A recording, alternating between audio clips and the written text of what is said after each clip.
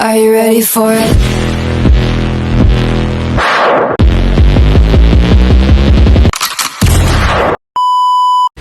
Assalamualaikum warahmatullahi wabarakatuh. Perkenalkan, kami dari kelompok 8. Di dalam video ini kami akan menjelaskan apa itu surat lamaran pekerjaan, mulai dari pengertian surat lamaran pekerjaan, apa saja sistematika surat lamaran pekerjaan, kebahasaan dalam surat pekerjaan, dan contoh surat lamaran pekerjaan. Sebelum itu, kami akan memperkenalkan diri masing-masing. Perkenalkan, nama saya Nina Purwadinata. Saya Niswatun Hasanah. Tugas ini diberikan oleh guru bahasa Indonesia kami, Ibu Santina SPD. Dengan video pembelajaran ini, semoga yang menonton bisa mendapatkan pengajaran dari apa yang telah kami sampaikan. Berikut video pembelajarannya, simak baik-baik ya. Pengertian surat lamaran pekerjaan. Surat lamaran pekerjaan adalah surat resmi yang dibuat seseorang pencari kerja untuk dikirimkan ke instansi atau perusahaan dengan tujuan melamar pekerjaan. Surat lamaran pekerjaan juga merupakan surat yang berisi permohonan bekerja di suatu lembaga. Pada umumnya, surat ini memiliki bagian-bagian yang berisi identitas diri, jasa yang diberikan, pendidikan, kecakapan atau keahlian, serta pengalaman. Sistematika surat lamaran pekerjaan. 1. Tempat dan tanggal pembuatan surat. Tempat dan tanggal pembuatan surat ditempatkan di pojok kanan atas tanpa titik di akhir, karena bukan merupakan kalimat. Contohnya, Yogyakarta, 12 Desember 2012, tanpa titik ya. Contoh tempat dan tanggal pembuatan surat yang lain misalnya adalah sebagai berikut. 2. Lampiran dan hal. Lampiran dan hal memberitahukan berapa banyak lampiran yang disertakan. Misalnya, lamaran yang dilengkapi dengan identitas dan kualifikasi. Kualifikasi pelamar sebanyak 4 lembar, maka contohnya sebagai berikut. Lampiran, spasi titik 2, spasi 4 lembar. Hal, spasi titik 2, spasi pemberitahuan. 3. Alamat surat yang akan dituju. Tuliskan alamat kemana surat yang akan dituju. Berikut beberapa hal yang harus dicermati saat menulis alamat surat dalam lamaran pekerjaan. Yang pertama, surat lamaran kerja termasuk surat dinas. Artinya, kita tidak menyurati seseorang saja. Oleh karena itu, surat lamaran pekerjaan yang benar tidak akan menggunakan kepada.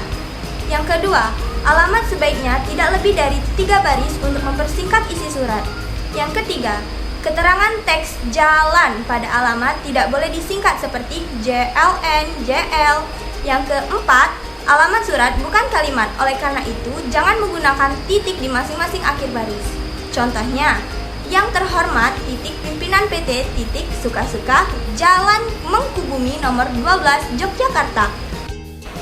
4. Salam pembuka. Setelah kata dengan hormat, digunakan juga tanda baca koma ya. Yang kelima, yaitu alinea pembuka. Alinea pembuka sebaiknya menggunakan bahasa yang baik dan sopan agar para pihak atau instansi yang membacanya tidak tersinggung. Contohnya misalnya, berdasarkan info lowongan pekerjaan yang disebarkan melalui situs XXX, saya bermaksud mengajukan lamaran pekerjaan pada Bapak, Ibu, pimpinan untuk menempati bagian account eksklusif di PT Suka-Suka Maju. Yang keenam adalah isi. Isi surat lamaran pekerjaan terdiri dari hal-hal berikut ini. Yang pertama yaitu identitas diri. Dalam identitas diri yang berisikan nama, tempat, tanggal lahir, alamat, pendidikan terakhir, dan dapat ditambahkan hal lain sesuai keperluan.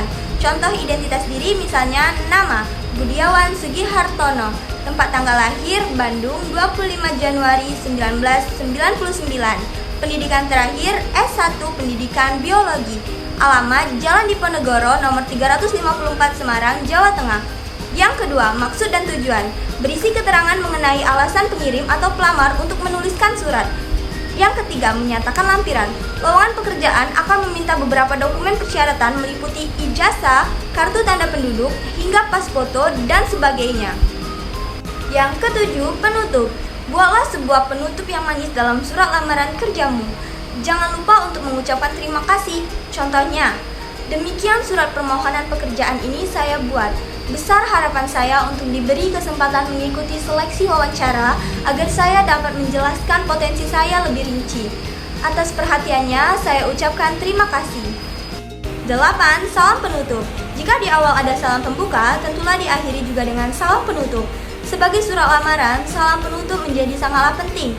Salam penutup sebagai etika, sopan santun, dan penghormatan. Contohnya, hormat saya. Jangan lupa koma ya. 9. Tanda tangan dan nama terang.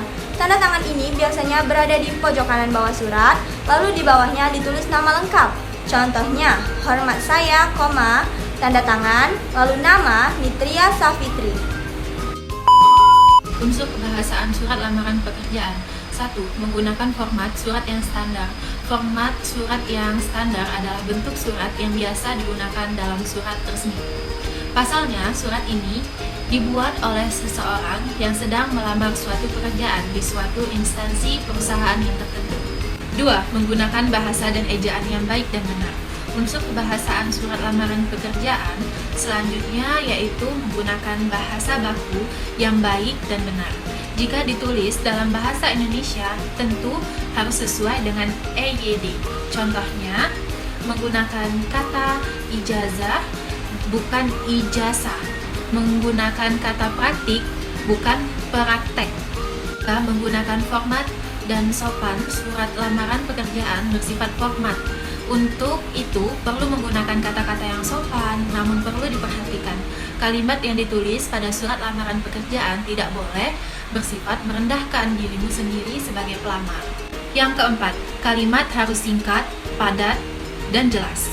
Termasuk bagian dari unsur kebahasaan surat lamaran pekerjaan. Perhatikan poin ini di setiap bagian mulai dari pengantar dan juga isi surat tersebut. Pesan harus informatif dan tepat sasaran. Maksudnya, apa yang disampaikan di surat itu harus menggambarkan informasi tentang pelamar, kemampuan pengalaman kerja yang relatif pelamar. Yang kelima, isi surat harus tersampaikan. Telah disinggung sebelumnya bahwa isi surat lamaran pekerjaan harus bisa tersampaikan dengan jelas.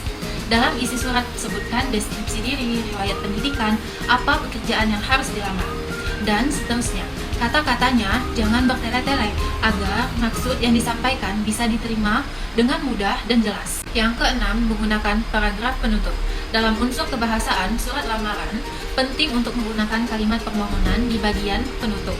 Kalimat yang ditulis bisa berisi harapan dan permohonan. Tujuannya agar kamu bisa diterima di posisi dan perusahaan tersebut. Dengan demikian, artinya si pelamar sudah menunjukkan keantusiasan pada perusahaan yang ia akan lamar. Yang ketujuh, memperhatikan susunan penulisan dan tanda baca.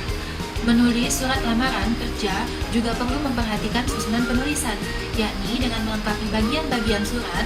Contohnya, terkait penulisan tempat dibuatnya surat, alamat, salam pembuka, isi surat, salam penutup, dan lain-lain. Sementara penggunaan ejaan pada surat lamaran kerja perlu diperhatikan mulai dari tanda koma, titik, dan titik 2. Contoh surat lamaran pekerjaan yang benar.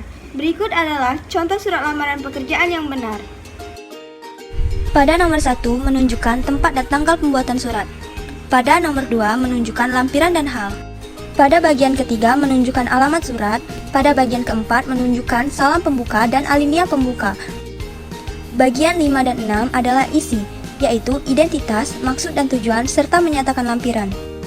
Pada bagian ketujuh adalah penutup, dan pada bagian ke-8 adalah salam penutup beserta dengan tanda tangan dan nama terang. Terima kasih telah menonton video pembelajaran kami. Kami harap video pembelajaran kami dapat dijadikan sebagai bahan pembelajaran pada materi surat lamaran pekerjaan. Sekian video pembelajaran dari kami akhiri. Wassalamualaikum warahmatullahi wabarakatuh. Thanks for watching.